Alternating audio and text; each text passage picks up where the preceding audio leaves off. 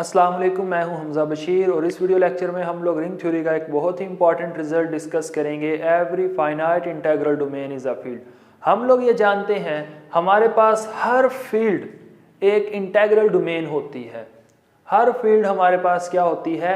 Integral domain होती है कि हम फील्ड के कोई से भी दो एलिमेंट लें और उनको हम लोग अंडर मल्टीप्लिकेशन देखें। If f is a field and we take any two elements a b belongs to f और हम उनका प्रोडक्ट देखें तो वो इक्वल टू 0, एक ही कंडीशन होगी इफ इधर a इज इक्वल टू 0 और b इज इक्वल टू 0। ये बात हमारे पास होल्ड करती है फील्ड के अंदर कि हर फील्ड जो होती है वो इंटीग्रल डोमेन होती है, but her integral domain field नहीं होती। लेकिन अगर हमारे पास इंटीग्रल डोमेन फाइनाइट हो तो वो क्या फॉर्म करती है? फील्ड फॉर्म करती है। इसी रिजल्ट को हम लोग यहाँ पे क्या करेंगे? डिस्कस करेंगे। तो इसका प्रूफ देखते हैं जी। Suppose R has an element. हमारे पास फाइनाइट इंटीग्रल डोमेन है तो एक रिंग होगी और हमने उस रिंग के बारे में ये अजम्पशन दे दी क्योंकि वो फाइनाइट है, हम उसके कह देते हैं उसके अंदर नंबर ऑफ एलिमेंट्स क्या है? n है। अगर उसके अंदर n एलिमेंट हैं तो हम उसके एलिमेंट लिख लेते हैं। Let a1 a2 up to so on an be the distinct element of R कि a1 से लेके a1 a2 up to so on an ये उस रिंग के डिस्टिंक्ट एलिमेंट हैं। अब अगर ये रिंग के डिस्टिंक्ट एलिमेंट हैं, we suppose a belongs to R, हम रिंग का एक एलिमेंट लेते हैं R और R के लिए कंडीशन है R is not equal to 0, R 0 नहीं है। अब R हमारे पास रिंग इंटीग्रल डोमेन है तो हमारे पास अगर हम लोग दो नॉन जीरो नंबर्स का प्रोडक्ट लिखेंगे a b और कंडीशन है a is not equal to 0, b is not equal to 0, then a b is not equal to 0, तो a b हमारे पास नॉन जीरो होगा। तो हमारे पास a जो है वो R से बिलोंग कर रहा है और a नॉन जीरो एलिमेंट है। देन ai ये क्या करेगा? ये R से बिलोंग करेगा फॉर ऑल i। ये रिजल्ट क्यों होल्ड करेगा? ai R से क्यों बिलोंग करेगा? Because R is semi group under multiplication. R semi group होता है मल्टीप्लीकेशन के अंदर। अगर R सेमी ग्रुप होता है अंडर मल्टीप्लीकेशन तो R के लिए क्लोजर प्रॉपर्टी होल्ड करती है अंडर मल्टीप्लीकेशन।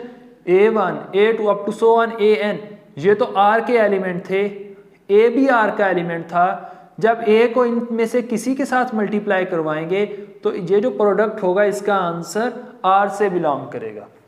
अब अगर ये प्रोडक्ट का आंसर R से बिलोंग करेगा तो इंडिविजुअल हर एलिमेंट के साथ a1 ये भी R से बिलोंग करेगा, a2 ये भी R से बिलोंग करेगा, a3 भी R से बिलोंग करेगा, an भी R से बिलोंग करेगा। तो हमारे पास ये जो सेट आएगा a1 a2 up to so on an ये सेट जो होगा ये कंटेन करेगा R के अंदर। R इस सेट को कंटेन करेगा। अब हमारे पास ये एलिमेंट हमारे पास क्या होंगे? डिस्टिंक्ट होंगे। हम इसको डिस्कस करेंगे। ये डिस्कस करने के लिए हम इसके अंदर से दो आर्बिट्रेरी एलिमेंट ले लेते हैं। If aai is equals to aaj, अगर हमारे पास aai और aaj ये दो इसके क्या हैं? एलिमेंट हैं और ये दोनों आपस में क्या हैं? बराबर हैं, यानी ये डिस्टिंक्ट नहीं है। Then because R is integral domain, R हमारे पास इंटीग्रल डोमेन है तो R कम्यूटेटिव रिंग होगी। R कम्यूटेटिव रिंग होगी अंडर मल्टीप्लिकेशन। अगर R under multiplication commutative ring है और R के अंदर आइडेंटिटी एलिमेंट भी प्रेजेंट है तो कैंसिलेशन प्रॉपर्टी लगेगी और a से क्या हो जाएगा? कैंसिल हो जाएगा और ai this implies ai is equal to aj। ai किसके इक्वल हो जाएगा? aj के, यानी डिस्टिंक्ट एलिमेंट हमें ऑब्टेन होंगे। दिस इंप्लाइज a1 a2 ये हमारे पास क्या होंगे? डिस्टिंक्ट एलिमेंट होंगे, यानी ये वाला जो सेट होगा ये क्या होंगे? तमाम के तमाम इस सेट के एलिमेंट डिस्टिंक्ट होंगे। अब इस सेट के तमाम एलिमेंट डिस्टिंक्ट हैं और R के अंदर कितने एलिमेंट हो सकते थे, n एलिमेंट हो सकते थे। इस सेट के अंदर भी n एलिमेंट हैं और ये एलिमेंट डिस्टिंक्ट है। दिस इंप्लाइज AA1 AA2 और A up to so on AAN this is equals to R। ये हमारे पास किसके इक्वल है, R के इक्वल है। To prove finite integral domain is a field, हमें यह प्रूव करना है कि इसका हर non zero element unit element होगा। इसका हर नॉन जीरो एलिमेंट क्या होगा, यूनिट एलिमेंट होगा। तो उसके लिए हमने सपोज किया था ए आर से बिलोंग करता है। अगर ए आर से बिलोंग करता है, आर इक्वल है दिस सेट, इस सेट के इक्वल हम प्रूव कर चुके हैं। ए इस सेट का एक एलिमेंट होगा तो ए किसी ऐसे प्रोडक्ट की शक्ल में होगा, तो हम ए को लिख सकते हैं फॉर सम ए आई कि ए आई किसके इक्वल होगा, ए के इक्वल होगा। और ये ए आई क्या करेगा, ये इस सेट से बिलोंग करेगा। ए आई इस सेट से बिलोंग करेगा। अब आर कम्यूटेटिव रिंग है because R is an integral domain and every integral domain is first commutative ring under multiplication. अगर ये कम्यूटेटिव रिंग है तो हम ए आई को पहले या बाद में लिखें, कोई फर्क नहीं पड़ेगा, तो लिखेंगे a i is equals to a and a i a, यानी इसका ऑर्डर क्या कर देंगे, चेंज कर देंगे। ऑर्डर चेंज करने से ये तो हमारे पास आइडेंटिटी एलिमेंट की डेफिनेशन बन गई कि हमने ए को ए आई से मल्टीप्लाई करवाया और हमारे पास आंसर ए आया, यानी ए E is a, E A is a.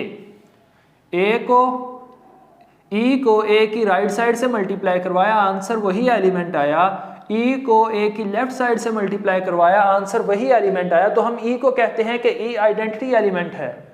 Now हम ये प्रूव करेंगे कि ए आई जो है ये आइडेंटिटी एलिमेंट है। Because identity element is unique, तो हम लोग किसी एक और एलिमेंट के लिए इसको चेक कर लेंगे कि अगर हम लोग इस सेट के अंदर से कोई और एलिमेंट लें, क्या उसके लिए भी ए आई आइडेंटिटी का बिहेवियर शो करेगा या नहीं। Now we show that a i is identity element of R. Now let b is a different element of a rather than a, और बी इसके क्या करता है, बिलोंग करता है।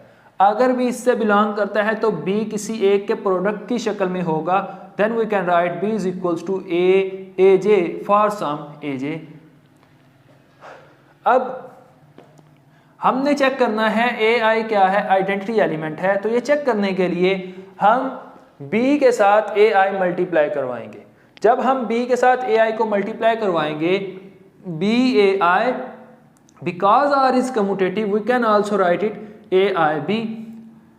बी के अंदर उसकी यहाँ पे बी की वैल्यू क्या कर दें, सब्स्टिट्यूट कर दें, तो हमारे पास आएगा ए आई, बी की जगह पे उसकी वैल्यू ए जे, और उसके बाद क्योंकि आर जो है हमारे पास वो रिंग है, और अगर आर रिंग है तो आर क्या होगी, सेमी ग्रुप होगी अंडर मल्टीप्लिकेशन। अगर R semi group under multiplication है तो आर के अंदर एसोसिएटिव प्रॉपर्टी होल्ड करेगी अंडर मल्टीप्लिकेशन।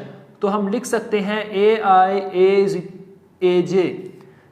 अब ए आई ए ये हमारे पास किसके इक्वल था, ये हमारे पास इक्वल था a k, because a i a is equals to a. तो इसकी जगह पे हम लोग ए लिख देंगे और ए जे साथ एज इट इज मल्टीप्लाई हो जाएगा। ए जे इज इक्वल्स टू बी, और दिस इक्वेशन शोज दैट कि हमने b की राइट साइड से ए आई को जब मल्टीप्लाई करवाया तो उसका आंसर क्या आया, b ही आया। यानी ए आई ने आइडेंटिटी का किरदार अदा किया इस रिंग के अंदर। This implies that a i is identity of R. We denote identity element in R by 1। हम इसको 1 से डिनोट करते हैं। Now 1 belongs to this set. 1 इस सेट से क्या करेगा, बिलोंग करेगा। अगर 1 इस सेट से बिलोंग करेगा तो 1 ऐसे ही एक प्रोडक्ट के इक्वल होगा। Then we can write 1 is equals to a k for some a k belongs to this set. अब R हमारे पास कम्यूटेटिव रिंग है under multiplication because R is integral domain. So a k is equals to 1 and a k is equals to 1। This equation shows that every non zero element of R, R का हर non zero element क्या है, unit है। Are का हर non zero element क्या है, unit है। ए के लिए यूनिट एलिमेंट क्या मिला हमें, ए के मिल गया। यानी एक जर्नल एलिमेंट हम लोगों ने लिया, एक आर्बिट्रेरी एलिमेंट लिया और उसके लिए हम लोगों ने यूनिट फाइंड आउट कर लिया। सो इट मींस आर के हर एलिमेंट के लिए यूनिट एलिमेंट फाइंड आउट किया जा सकता है। तो आर का हर एलिमेंट यूनिट एलिमेंट है, नॉन जीरो एलिमेंट, बिकॉज ए जो था हमारे पास वो क्या था, नॉन जीरो एलिमेंट था। अब आर का हर non zero element unit element है, this implies R is a field. और ये हमारा रिजल्ट मुकम्मल हो चुका है। होप सो आप लोगों को ये जो रिजल्ट है ये क्लियर हो चुका होगा। Thank you so much for your precious time.